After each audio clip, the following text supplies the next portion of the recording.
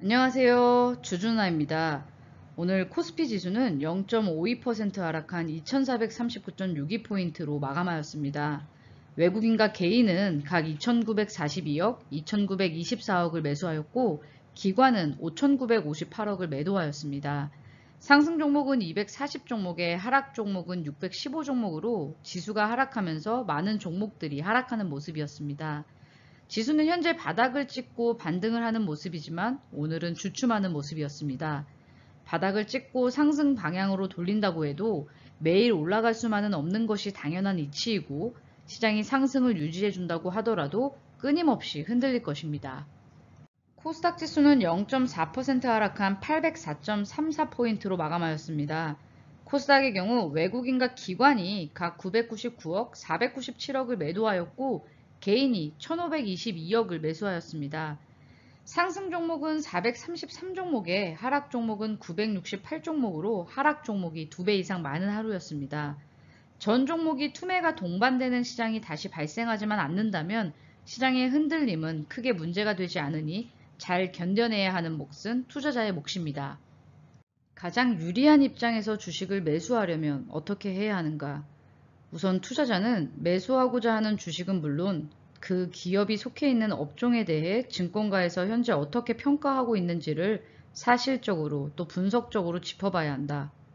어떤 업종이나 기업과 관련해 증권가에 널리 퍼져 있는 분위기와 바라보는 시각이 확실하게 드러난 사실들보다 매우 부정적으로 치우쳤다는 것을 발견했다면 군중을 따르지 않음으로써 추가적인 이익을 거둘 수 있다.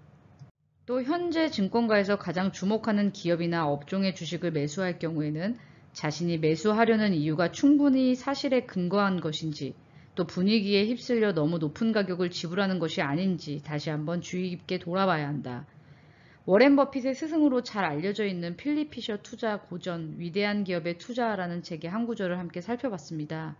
책의 내용은 우리가 머릿속으로는 너무나도 잘 알고 있지만 막상 실전 투자에 돌입하게 되면 심리적으로 좋은 이야기에 나도 모르게 매수 버튼에 손이 나가는 경우도 많고 그 위치가 단기적인 고점을 형성할 경우가 많습니다. 또한 악재에 많이 하락한 종목은 모두 부정적인 시각으로 인해 매수 기회임에도 매수 버튼에 손이 나가지 않는 경우가 많죠. 성공 투자 서적들을 읽으면서 실전 투자에 접목시키면서 천천히 투자를 이어나가야만 소중한 돈을 지키는 투자를 하면서 실력을 쌓아나갈 수가 있습니다. 삼성전자는 95,000원의 고점을 형성했을 당시 증권가와 대중의 분위기에 휩쓸려 매수한 초보 투자자들이 많았습니다. 시장이 서서히 우상향을 만들어가면서 삼성전자도 7월 15일과 18일에 강한 급반등으로 6만원을 탈환했습니다.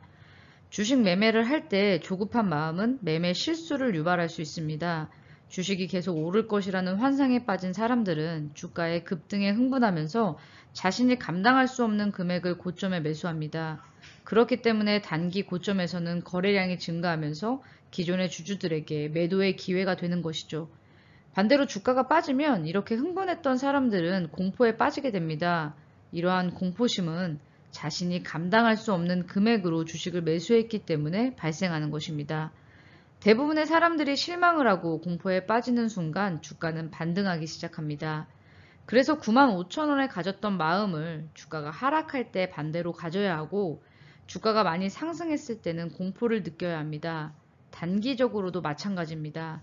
단기적으로 주식을 매매할 때도 성공 확률을 높이기 위해서는 급등에 따라가기보다는 다음 기회를 노려서 매수하는 것이 좋습니다.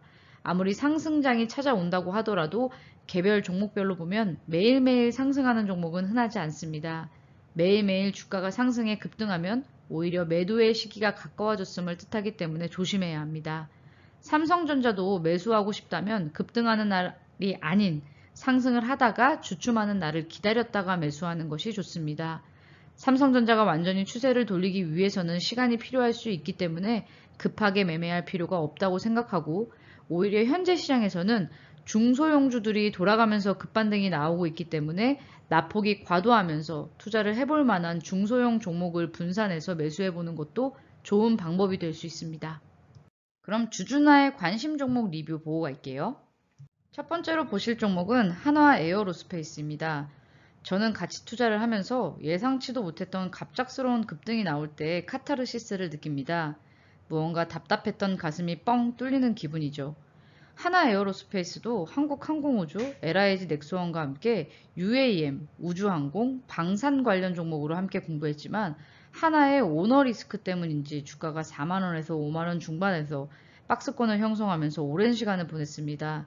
이번에 K방산 수주와 수출 확대 기대감으로 인해 현대 로템을 비롯한 방산주들이 급등을 하면서 오랜 기간 형성했던 박스권을 돌파하는 흐름을 보였습니다.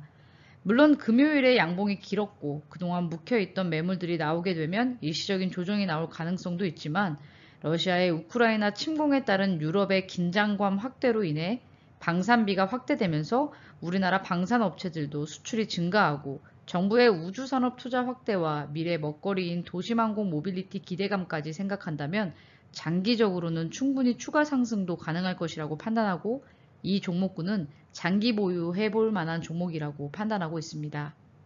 다음은 KB금융입니다. 금융주는 기준금리는 인상을 했고 예대 마진이 확대되면서 이익이 크게 늘어났지만 정부가 교체되면서 대출 규제로 인한 우려감을 활용한 공매도로 주가가 급락한 것으로 보입니다. 하지만 대출 규제가 완화될 조짐이 보이고 있고 이에 따라 6월까지 주춤하던 M2 증가량은 7월에 다시 확대되는 모습을 보이고 있습니다. 예대 마진이 확대되는 상황에서 대출 규제가 완화되면 은행은 대출을 늘릴 수 있고 이익이 더욱 증가할 수 있습니다. 금융주가 금리가 인상되고 이익이 늘어나더라도 많은 사람들이 외면하는 업종이고 모두가 아는 사실에도 불구하고 모두가 이 사실을 외면하고 있다면 오히려 역발상 투자자들에겐 이러한 대중들의 외면과 소외가 투자의 기회로 다가올 수 있다고 생각합니다. 다음은 태광입니다. 유가 상승과 경기 회복에 따라 조선업 수주 확대로 인해 관이음새 업체가 수혜를 받을 수 있을 것으로 판단해서 함께 유튜브를 통해 공부해왔었던 종목입니다. 태광, 성광밴드, 하이로코리아 모두 관련 종목인데 좋은 흐름으로 우상향 추세를 유지하는 모습입니다. 국내 조선사들이 후판 가격 상승으로 인해 사전에 일회성 비용을 처리하면서 적자를 기록했지만 하반기 후판 가격이 인하될 가능성이 높게 보고 있습니다. 또한 국내 조선사들이 주력으로 수주하는 선박의 선가는 2021년부터 본격적으로 상승하기 시작했습니다. 수주량 자체도 2021년 들어 본격적으로 증가, 인도량이 2022년보다 2023년에 더 늘어나게 됩니다. 선박을 인도할 때 선박 수요로 인해 성가가 더 올라갈 가능성이 높고 이때 후판 가격 상승으로 인한 일회성 비용이 크게 문제되지 않을 수 있습니다. 주식시장은 매년 실적을 발표하고 매분기 실적을 발표해야 하지만 조선업은 수주로 받고 선박을 인도하기까지 상당 기간이 필요하기 때문에 그 기간 동안의 실적이 제대로 반영되지 않을 수 있습니다.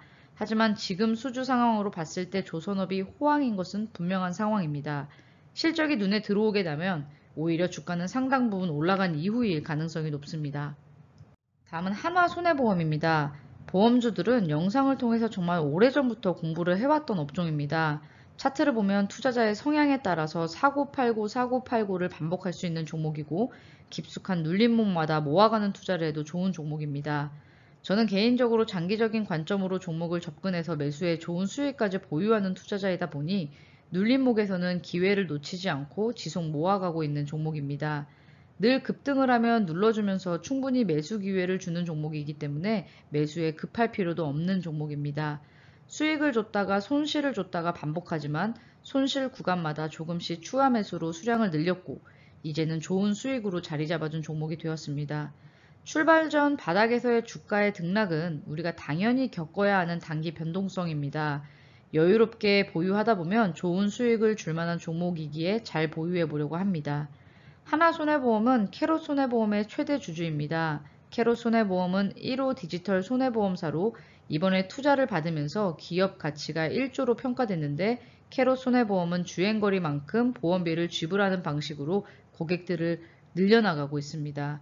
자회사 상장 이슈로 주가가 주목받으면서 매도 기회를 줄 수도 있겠지만 지금은 이러한 이슈가 아니더라도 워낙에 저평가 상태에 있고 자회사가 상장되기보다는 장기적으로는 성장하면서 하나손해보험도 함께 성장하는 모습을 기대해 보겠습니다. 다음은 3위 THK입니다. 주가의 흐름을 보면 잘 올라가다가 푹푹 눌리면서 가격 조정을 깊숙이 한 후에 다시 상승하는 모습입니다. 로봇 관련 이슈로 다른 로봇 관련주들이 엄청나게 상승하는 모습이었지만 삼익 THK의 경우에는 크게 상승하지 못하는 모습에 영상을 통해서 함께 공부하고 저도 그 당시에 매수를 했습니다. 주가는 매수하자마자 잘 올라가서 좋은 수익으로 자리를 잡아줬었지만 시장의 하락으로 영향을 받으면서 아주 깊숙이 가격 조정을 받았습니다. 저는 투자할 종목을 선정하고 투자를 이어나갈 때 1차 매수한 후에 주가가 혹여 조정받으면서 하락을 시작하면 다 하락할 때까지는 일단 기다려본 후 방향을 바꾸어 상승을 보이거나 가격 조정이 완료하고 바닥을 다지는 모습을 보일 때 2차로 추가 매수를 하면서 매매를 해나갑니다.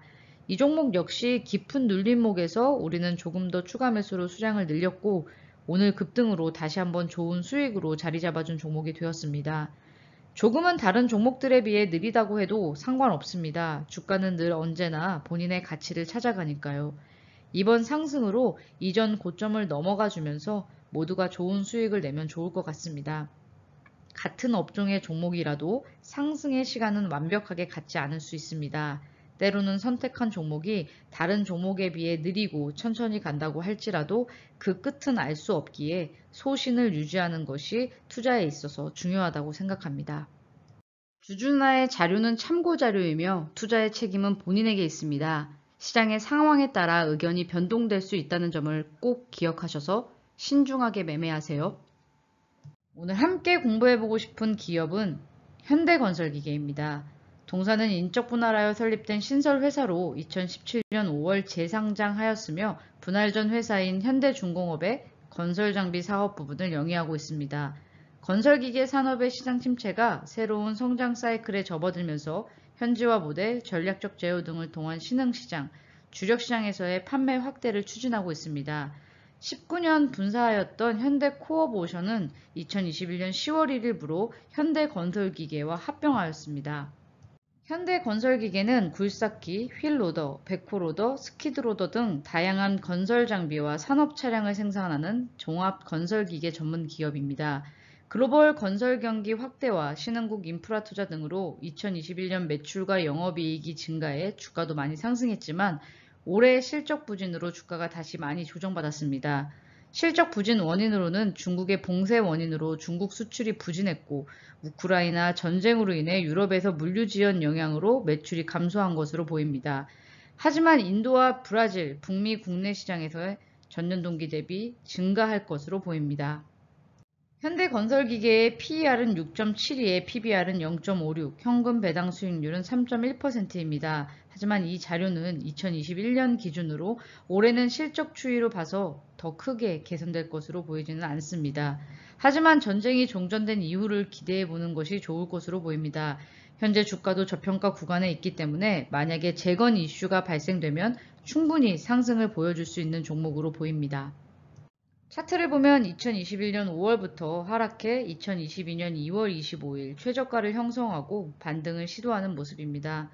지수가 급락할 때 반대로 재건 이슈가 부각되면서 크게 하락하지 않고 반등을 시도했지만 결국에는 깊은 눌림목을 형성한 종목입니다. 이때 당시에 우크라이나 재건 이슈로 인해서 미리 매집해놨었던 해인도 급등으로 수익을 냈었습니다. 지금 현재는 깊은 눌림목에서 상승을 시도하고 있고 현재 달러도 강세가 유지되고 있으므로 수출 위주의 현대건설기계에는 좋은 상황으로 볼 수 있습니다. 일단 이 종목은 저평가 매력이 있고 우크라이나 재건 시에 수혜를 받을 수 있다는 것에서 매수 시도를 해볼만 합니다. 또한 세계 점유율이 아직 미비하기 때문에 기술 혁신을 통해 시장 점유율을 확대한다면 주가도 점프업할 수 있을 것입니다. 2020년 11월 현대건설기계는 용인의 기술혁신센터를 완공했고 친환경 건설 장비에 대한 시장 선점을 위해 기술 개발을 하는 것으로 보입니다. 우크라이나 재건 이슈가 있던 6월 주가가 급등했을 때는 절대로 따라가 매수하기보다는 매도의 기회로 활용해야 하고 이렇게 주가가 조정받았을 때 눌림목 구간에서 접근을 해야 합니다. 영상이 여러분들께 도움이 되셨다면 구독과 좋아요, 알람 설정 꼭 부탁드려요. 그럼 오늘도 좋은 저녁 되시고요. 주준한 여기서 이만. 안녕.